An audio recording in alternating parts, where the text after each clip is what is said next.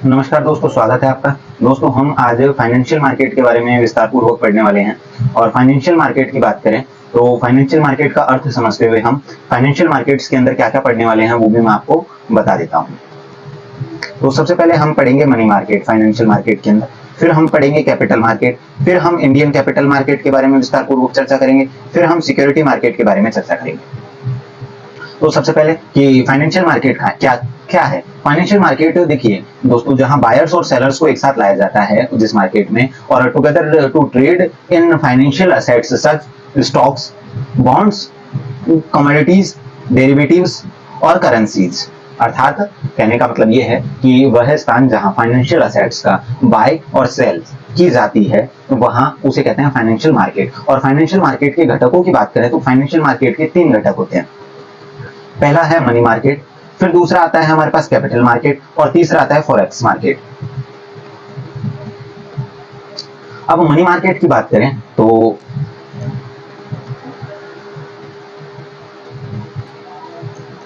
Money market की बात करें तो मनी मार्केट डील्स करता है उधार लेने और देने के लिए, और वो है शॉर्ट टर्म के लिए। किस टर्म के लिए? शॉर्ट टर्म के लिए। और शॉर्ट टर्म का मतलब कितना टाइम? शॉर्ट टर्म का मतलब होता है लेस देन 1 ईयर या 1 ईयर।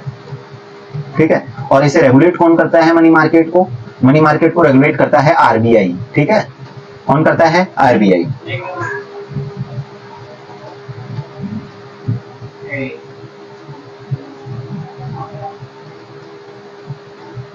बात करें इंस्ट्रूमेंट्स ऑफ मनी मार्केट की, तो इंस्ट्रूमेंट्स ऑफ मनी मार्केट्स की बात करें तो हमारे पास इंस्ट्रूमेंट्स हैं मनी मार्केट के।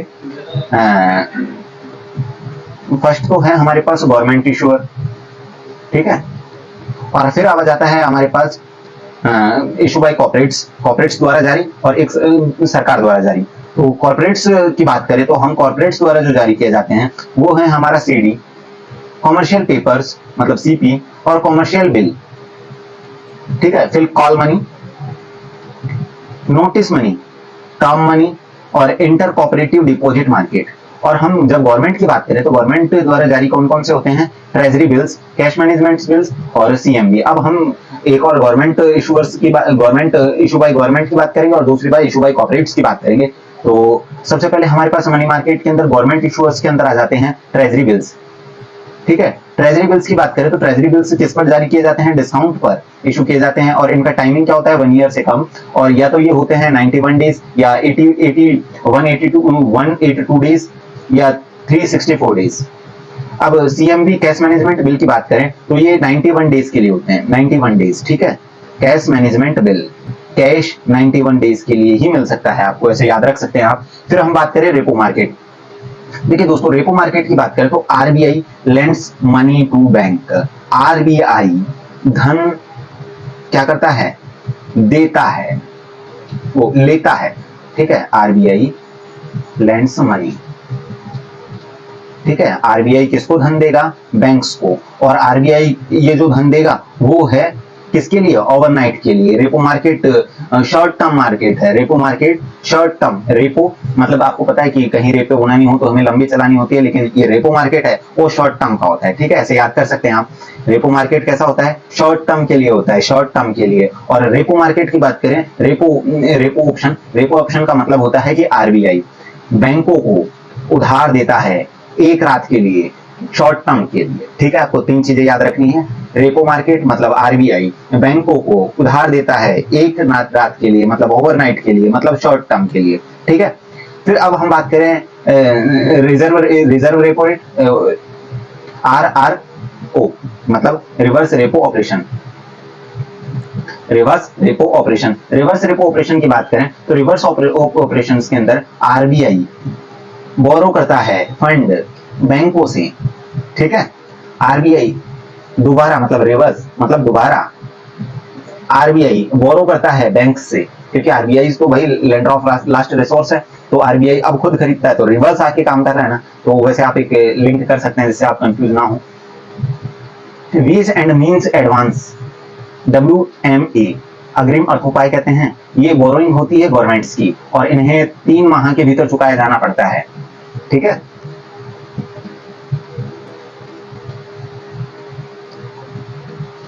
BSNE बोरोइंग होती है गवर्नमेंट की, इन्हें 3 माह के भीतर चुकाया जाना होता है सरकार को। अब हम एक और चीज की बात करते हैं, लाइबोर। लाइबोर की बात करें तो LIBOR London inter bank offered rate होती है, और ये मतलब वही शॉर्ट टर्म के डेट है, मतलब अल्पकालिक ऋण है, उन्हें जो अल्पकालिक ऋण है उनके लिए वैश्विक रूप से जो बेंचमार्क रेट है ना, वो लाइबोर पर काम करती है। किस पर? लाइबोर पर। और लाइबोर का मतलब London inter bank offer rate. MIBOR की बात करें तो वैसे ही हमारे भारत के अंदर जो बेंचमार्क इंटरेस्ट रेट है वो क्या है? MIBOR, Mumbai inter bank offer rate. ठीक है, और ये भी ओवरनाइट के लिए होती है और ये शॉर्ट टर्म। ठीक है, अब हम बात करें कॉर्पोरेट्स मतलब issued by corporates money market instruments. अब हम सर्टिफिकेट्स ऑफ डिपॉजिट्स की बात करें, मतलब सीडी की बात करें तो ये टाइम डिपॉजिट की जैसा ही होता है। ठीक है, ये टाइम डिपॉजिट के जैसा ही होता है। कैसा होता है? टाइम डिपॉजिट के जैसा। और कमर्शियल बैंक्स मतलब इसे इशू करते हैं सर्टिफिकेट्स ऑफ डिपॉजिट्स। आपको दो चीजें याद रखनी है, एक ये तो टाइम डिपॉजिट के समान होते हैं और ये कमर्शियल बैंक से जारी करते हैं। और सबसे बड़ी बात, इसे आरआरबी लोकल एरिया बैंक्स जारी नहीं कर सकते। कौन कौन जारी नहीं कर सकते? सीडी को आरआरबी लोकल एरिया बैंक जारी नहीं कर सकते। डिपॉजिट कम हो जाए, यदि किसी बैंक में डिपॉजिट कम हो जाए तो डिपॉजिट कम हो जाए और क्रेडिट लगातार होता जा रहा है, मतलब धन निकासी लगातार होती जा रही है, तो ऐसे के अंदर हम इसका सीडी का यूज लेते हैं। तो मिनिमम अमाउंट की बात करें तो मिनिमम अमाउंट क्या होता है? 1 लाख, और 1 लाख के मल्टीप्लाई के अंदर इसे ही जारी किया जा सकता है 1 लाख के मल्टीप्लाई में या गुणाज में। अब हम बात करें कॉमर्शियल पेपर्स की। कॉमर्शियल पेपर्स की बात करें तो कॉमर्शियल पेपर मतलब वाणिज्य पत्र, और वाणिज्य पत्र के अंदर हमें याद रखना है कि ये 3A रेटिंग वाली कंपनियों को ही 3A रेटिंग वाली कंपनियां जारी कर सकती है, और इसके लिए आरबीआई की अप्रूवल की आवश्यकता नहीं होती है। और ये अनसिक्योर्ड शॉर्ट टर्म लोन होते हैं। कौन से लोन होते हैं? ये अनसिक्योर होते हैं, अनसिक्योर्ड शॉर्ट टर्म लोन। अब हम बात करें कि मैच्योरिटी कितनी होती है? इनकी मैच्योरिटी 1 डे से 1 ईयर के बीच में होती है। ठीक है, से 1 ईयर के बीच में होती है। अब ये ना आपको याद रखना है कि ये भी किस पर जारी किए जाते हैं? ट्रेजरी बिल्स के समान डिस्काउंट पर। और कौन इन्हें इशू कर सकता है? देखिए, इन्हें जो हमारा वाणिज्यिक पत्र अर्थात कॉमर्शियल पेपर है, उन्हें कौन कौन जारी कर सकता है? एनबीएफसीज, AFI मतलब all India financial institutions, cooperatives जारी कर सकती हैं, गवर्नमेंट एंटिटीज मतलब सरकारी संस्थाएं जारी कर सकती है, ट्रस्ट जारी कर सकते हैं, और कोई भी कॉर्पोरेट बॉडी जिसकी कुल संपत्ति 100 करोड़ से अधिक नहीं है, मतलब कोई भी कॉर्पोरेट बॉडी अगर 100 करोड़ से अधिक की नहीं है तो वो इसे जारी कर सकती है। सी कॉमर्शियल पेपर। अब हम बात करें कि कॉल मनी। कॉल मनी क्या होता है? तो कॉल मनी के लिए मैं आपको बता देता हूं, call money short term funds होते हैं। कैसे? शॉर्ट टर्म फंड्स जो कि कुछ समय से कुछ दिन की मांग की पूर्ति करते हैं।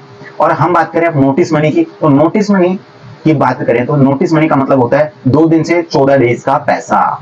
बोरोइंग्स ऑन लैंडिंग ऑपरेशंस दोनों शामिल होते हैं इसमें। अब हम टर्म मनी की बात करें तो टर्म मनी की बात करें तो ये 14 डेज से अधिक का जो लेन देन होता है वो किसमें आता है? टर्म मनी के अंदर आता है। इंटर कॉर्पोरेट डिपॉजिट मार्केट की बात करें तो इंटर कॉर्पोरेट डिपॉजिट मार्केट के अंदर शामिल होते हैं हमारे कॉर्पोरेट्स से दूसरे निगम को दिया जाने वाला असुरक्षित ऋण। मतलब ये कॉर्पोरेट ए मतलब कंपनी ए है, अब ये दूसरी कंपनी बी को जो ऋण दे रही है या ऋण ले रही है, तो ये क्या कहलाएगा? Inter corporate deposit market. ये अभी तक हमारे भारत के अंदर इतना प्रचलित है नहीं।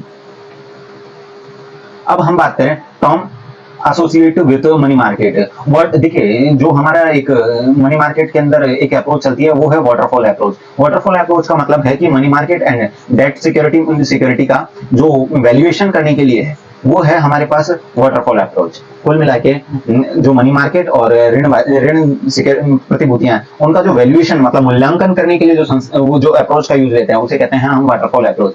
मनी मार्केट और mutual funds, money market mutual funds MMF, तो ये शॉर्ट टर्म लिक्विडिटी इन्वेस्टमेंट्स होते हैं जो high liquidity money market instruments में निवेश करते हैं। और high quality money market instruments कौन कौन से होते हैं? जैसे टी बिल्स, ठीक है, रेपो ऑप्शंस, कमर्शियल पेपर्स और सीडी कमर्शियल डिपॉजिट्स।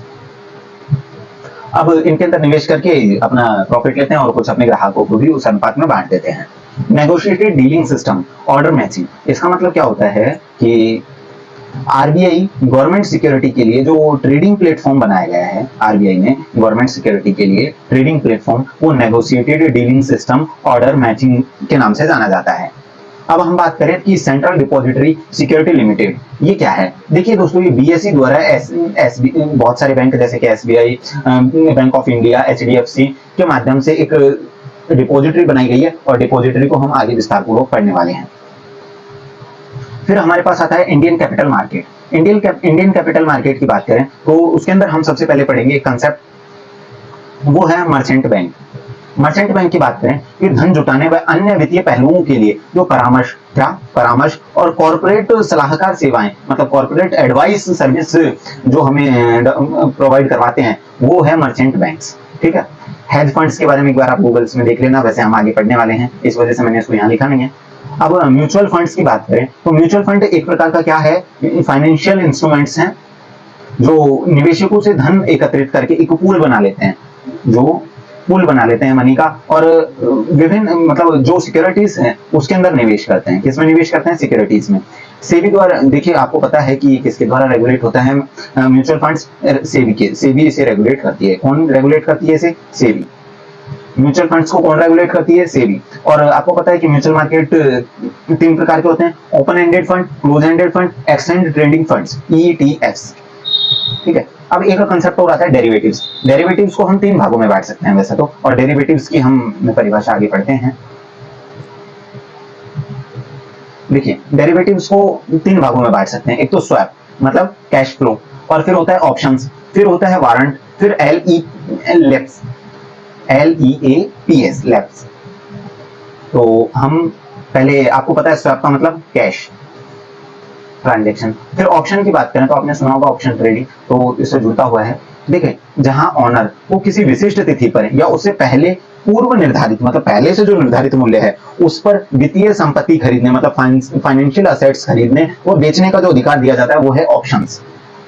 ठीक है। और वारंट ये ना लंबी अवधि के लिए ऑप्शन होता है, मतलब 1 ईयर से ज्यादा का। और हम लॉन्ग टर्म इक्विटी की बात करें तो ये 3 साल से अधिक का होता है, मतलब 3 साल के आसपास का होता है। अब डेरिवेटिव्स जो मैंने आपको ऊपर बताना था, तो मैं आपको यहाँ बता देता हूँ। डेरिवेटिव्स किसे कहते हैं? तो डेरिवेटिव्स एक प्रकार की फाइनेंशियल सिक्योरिटी है। क्या है डेरिवेटिव्स? एक प्रकार की फाइनेंशियल सिक्योरिटी है ना, जिसका मूल्य है, ठीक है, और अंडरलिंग असेट्स मतलब अंतर्निहित संपत्ति पर या संपत्ति ग्रुप्स ऑफ असेट्स पर निर्भर करता है, या इसे ओवर द काउंटर या एक्सचेंज पर व्यापार भी कर सकते हैं। ये डेरिवेटिव्स 2 प्रकार के होते हैं, एक तो फॉरवर्ड डेरिवेटिव्स और एक फ्यूचर डेरिवेटिव्स। और फॉरवर्ड डेरिवेटिव्स की बात करें, इसके अंदर खरीदारी जो आज की सहमति वाली कीमत है उसे भविष्य की तारीख में अंडरलिंग असेट्स को खरीदने पर सहमत हो जाते हैं। इसका एक्सचेंज में कारोबार फॉरवर्ड डेरिवेटिव्स है, उनका एक्सचेंज पर व्यापार नहीं किया जा सकता, कहीं नहीं किया जाता है, मतलब किया जा सकता है क्या। और फ्यूचर डेरिवेटिव्स की बात करें, विक्रेताओं को संपत्ति के पूर्व निर्धारित भविष्य की तारीख पर कीमत पर बेचने के लिए बाध्य करता है और इसका एक्सचेंज पर व्यापार किया जाता है। ठीक है। अब डिबेंचर्स की बात करें तो डिबेंचर्स क्या होते हैं? डिबेंचर्स की बात करें तो डिबेंचर्स होते हैं डेट इंस्ट्रूमेंट्स, और ये ना किसी भी फिजिकल असेट्स और कोलेटरल से सिक्योर नहीं होते हैं। ठीक है, ये सिक्योर नहीं होते हैं किसी भी फिजिकल असेट्स और कोलेटरल से। जारी ये ना वास्तव में जारी करता जिसने ना मतलब इशू किया है उसकी साख और प्रतिष्ठा द्वारा समर्थित होता है। और ये ना 2 प्रकार के होते हैं, कन्वर्टेबल होता है और नॉन कन्वर्टेबल होता है। देखिए बॉन्ड जो इक्विटी और शेयर में बदल सकते हैं वो कन्वर्टेबल होते हैं। बॉन्ड इक्विटी मतलब शेयर में बदल सकते हैं, वो क्या कहलाते हैं? कन्वर्टेबल। और जो नॉन कन्वर्टेबल होते हैं, इक्विटी जो शेयर में नहीं बदला जा सकता। अब शेयर्स की बात करें, शेयर और इक्विटीज की, तो किसी निगम में स्वामित्व मतलब ओनरशिप इन ए कॉर्पोरेट तथा निवेशक इन्वेस्टर्स की जो फाइनेंशियल असेट्स का प्रतिनिधित्व करते हैं वो उसे कहते हैं शेयर। मतलब किसी निगम में किसी की ओनरशिप, अर्थात मतलब किसी की ओनरशिप किसी कॉर्पोरेट में या इन्वेस्टर की फाइनेंशियल असेट्स को जो दर्शाता है या प्रतिनिधित्व करता है उसे कहते हैं शेयर, इक्विटी। अब स्टॉक की बात करें तो स्टॉक किसी निगम द्वारा शेयरों की सेल से जुटाई गई पूंजी है। ठीक है, किससे? निगम मतलब किसी भी कॉर्पोरेट द्वारा शेयर की सेल्स से जो पूंजी इकट्ठी की गई होती है वो है स्टॉक। क्या कहलाती है वो? स्टॉक। अब हम एक चीज और पढ़ लेते हैं, हम ग्रीन बॉन्ड के बारे में पढ़ लेते हैं थोड़ा। तो ग्रीन बॉन्ड के बारे में वैसे तो आप जानते होंगे। देखिए, ग्रीन प्रोजेक्ट्स हैं, उनको वित्त पोषित करने के लिए, ठीक है, तो ग्रीन बॉन्ड्स जारी किए जाते हैं। ग्रीन बॉन्ड्स सबसे पहले 2007 के अंदर यूरोपियन इन्वेस्टमेंट बैंक, ठीक है, उसने फर्स्ट ग्रीन बॉन्ड और क्लाइमेट अवेयरनेस बॉन्ड जारी किया था। और अब आपको एक चीज और बताता हूं कि चीन द्वारा जारी किया गया था पांडा बॉन्ड, और ये है ना युआन डोमिनेटेड है, और इसे आईएफसी और एडीबी द्वारा 2005 के अंदर जारी किया गया था, और विदेशी संस्थाओं को निवेश करने के लिए, है ना। उदासी मसाला बॉन्ड एक प्रकार का विशेष बॉन्ड है जो मसाला बॉन्ड के समान हमने जापान में जारी किया गया है, ठीक है। अब भारत बॉन्ड या ईटीएफ, भारत बॉन्ड ईटीएफ, देखिए पीएसयू द्वारा जारी किया जाता है, और ये बॉन्ड के पूल, मतलब एक बॉन्ड्स का पूल बनाते हैं। और भारत के first corporate bond ETF of India bond है। कौन सा? ईटीएफ ऑफ इंडिया बैंक है। भारत का फर्स्ट कॉर्पोरेट बॉन्ड, भारत का first corporate bond ETF of India है, ये याद रखना है। और इनके अंदर न्यूनतम 1000 रुपए का निवेश किया जा सकता है और मैक्सिमम 2 लाख रुपए का निवेश किया जाता है। और इनकी जो मेच्योरिटी टाइम होता है वो 3 से 10 ईयर तक होता है। अब तक 3 से 10 ईयर तक। अब हम बात करें इम्पैक्ट बॉन्ड। इम्पैक्ट बॉन्ड की बात करें, इम्पैक्ट देखिए ये यूजुअली ना अनसिक्योर बॉन्ड होते हैं। कैसे बॉन्ड होते हैं? अनसिक्योर बॉन्ड होते हैं। और ये सोशल और डेवलपमेंट की जो कंपनियां हैं उनके लिए जारी किए जाते हैं, और ये इम्पैक्ट वाली परियोजनाओं के लिए धन जुटाने के लिए जारी किए जाते हैं। अब हम बात करें एलिफेंट्स बॉन्ड्स। एलिफेंट्स बॉन्ड्स की बात करें तो आपको पता है कि ये कौन सी कमेटी की सिफारिश पर लाया गया? ये लाया गया सुरजीत भल्ला समिति की सिफारिश पर। और ये है ना अनडिस्क्लोज जो फॉरेन इनकम है उसको